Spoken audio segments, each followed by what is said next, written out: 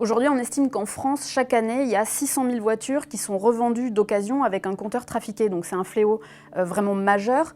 Et on a tendance à penser qu'il n'y a aucun moyen de savoir si le kilométrage d'une auto a été abaissé.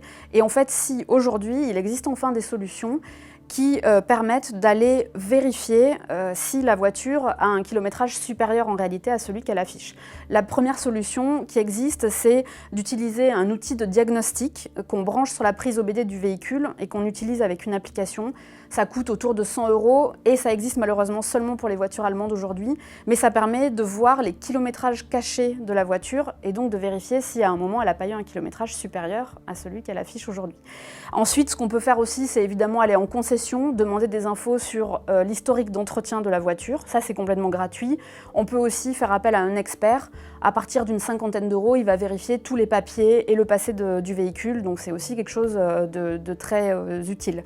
Et la dernière chose qu'on peut signaler, c'est aussi, une fois qu'on a acheté la voiture, on peut demander en ligne sur le site de l'UTAC, qui est l'organisme chargé du contrôle technique, un historique des contrôles techniques, voilà, pour savoir à quelle date la voiture a passé les visites du contrôle technique et quel est le kilométrage relevé à chaque fois. Donc ça permet là aussi de vérifier ce qu'a dit le vendeur et de savoir si l'historique des kilométrages est régulier ou s'il y a un souci.